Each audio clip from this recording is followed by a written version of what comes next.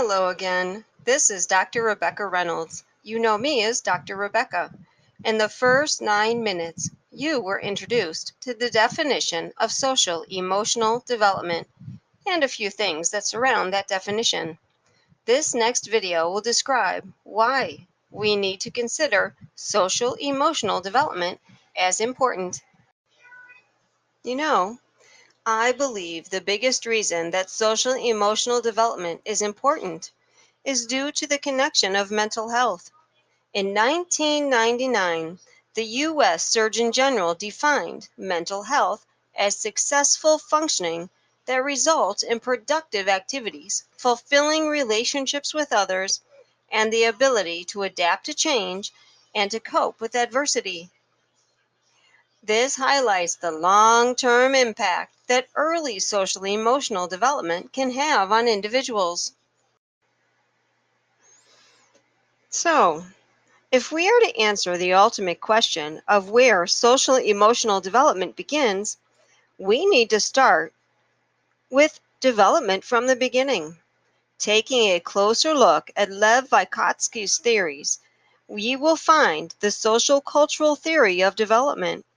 This theory describes how there is an interlocking and continuous flow of information and development between social interactions, cognitive development, and language development, of which all flows through a cultural context. To summarize this interlocking play of words, each item here has a continual impact on the other. Now, if only one item on this list is hindered, slowed, delayed, or missing, real mental health issues can become part of reality.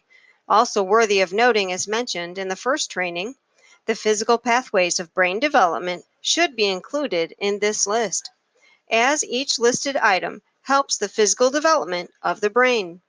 Not to mention the impact of outside resources such as diet, cleanliness, and regular exercise. There is no denying the intertwining relations of social, emotional, cognitive, and language development. Each of these development domains will be introduced and intertwined in the next few minutes. Hopefully, it will be enough to give you a sense of why social emotional development is so important. Have you ever spoken to a full belly of baby? Pregnancy can be a very magical time. It can become overly exciting when a baby reacts to moving to the sound of music or reacts to a person's voice. Just a bit of observation can identify the beginning of social interaction. During a pregnancy checkup, the doctor will typically ask, "How much does the baby move?" This question could actually be changed. It could be, "How does the baby react to sounds, music, and interactions?" Giving the doctor an idea of the baby's social, emotional, and yes, brain development, as well as the baby's physical growth. Once the baby is born into the overstimulating room, the shock of stretching out his body for the first time, the light, the movement, and other stimulations can cause an emotional reaction of crying. Once a small checkup is performed, baby is then laid on mom's chest and calming himself once he hears mom's heartbeat, voice, and feels mom's beautiful touch, possibly demonstrating the very first sign of learning emotional regulation. Thus, the experience of beginning of emotional development with a physical touch and socialization. Social emotional development. Well, talking about social emotional development pretty much means that we need to talk about Erik Erikson. Erikson describes stages of emotional development as internal struggles that need to be fought through for growth to the next stage, which of course is the next emotional struggle. The emotional struggles that depend on socialization listed here can give another glance into the reason of why social emotional development is so important. Many important qualities that need to be learned for life happiness and success, well, they're listed here. For example, To learn trust, an infant must learn to trust the caretakers around him. An example for stage two? Well, okay. Let me ask you a question. How upsetting is it to you when you experience a person who seems to always be ashamed, or feel guilty, or seem to continuously be doubting themselves? Well, if you apply Erickson, according to Erickson, this started when that person was in stage two of development, a toddler near the age of 1.5 and 3. This, of course, is when the toddlers are behaving as if they are defiant, when they are looking for guidance but don't know how to ask. By knowing how to respond to a screaming, foaming in the mouth fit of a toddler, all caretakers have choices to make that will impact the rest of this child's life. This is when the toddler learns through your example. The caretaker shows patience on a regular basis, toddlers will begin to develop patience. If the caretaker begins to show impatience, the toddler's behavior will change for the worse. With almost full certainty, that toddler will exaggerate the inappropriate behaviors. In the case of the example given of a self doubting, shameful person, it is very likely that this person was taught this behavior by caretakers during their early childhood years and, well, may have never had someone teach or model the correct way to advance this behavior to the next level of expected development.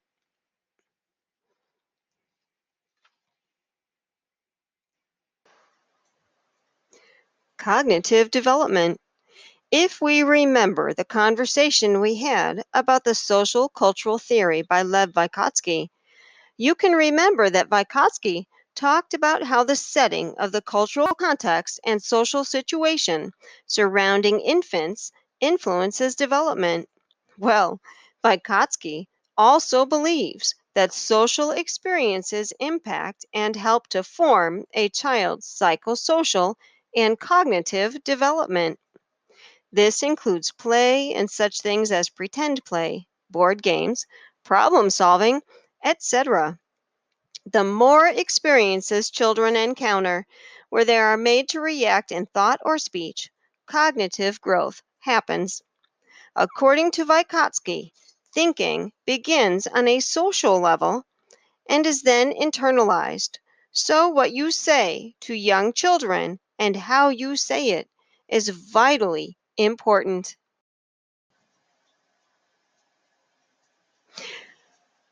According to Jean Piaget, children are natural scientists and they should be allowed to explore. Piaget's cognitive stages are used and said to present themselves in a specific order, almost according to age.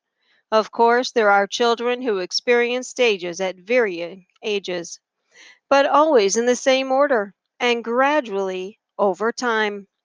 There is more to Piaget than presented in the first presentation. Piaget also has stages, but his stages are stages of cognitive development.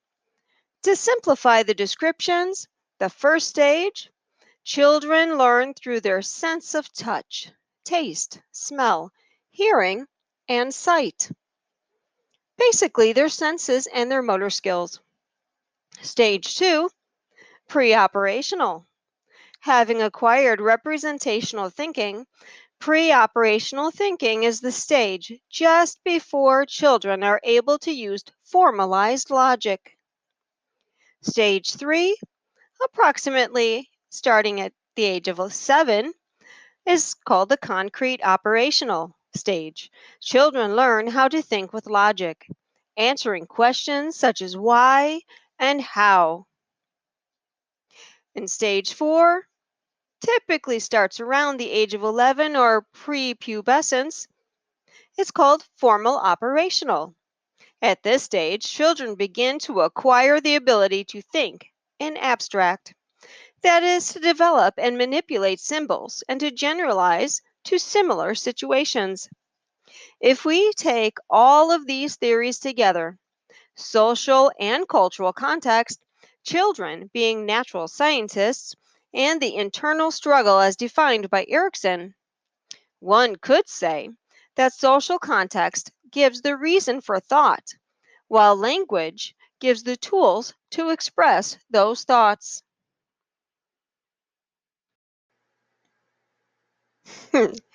Of course, a lot goes into language development. The impact on social emotional development and the impact on language because of social emotional development is simply amazing. It could really be said again. One could say that social context gives the reason for thought, while language gives the tools to express thought. Well, with the inclusion of social context, according to Johnson, Vygotsky believes that thinking develops from outside in. As children interact with others, as they hear the words around them, and as they observe the interactions of others, they internalize language patterns. Those language patterns are then repeated. Before the physical development of spoken words, young toddlers will imitate facial expressions and vocal tones to convey the same meanings they observed from those they observed speaking and or communicating. Information on social emotional development is continually increasing through current research. It is simply amazing. An infant as young as a few weeks old can imitate your facial expression, sounds that you make with your lips, facial expressions, and converse with you without forming actual words, but having a lot of fun making sounds. Social development and language development, well, they coexist. Now that we've held a small conversation discussing why social emotional development is so important, we can further this topic by discussing how teachers and parents can help children with their social emotional development. Thank you for watching. This being a short synopsis of information, feel free to look over my references for further review.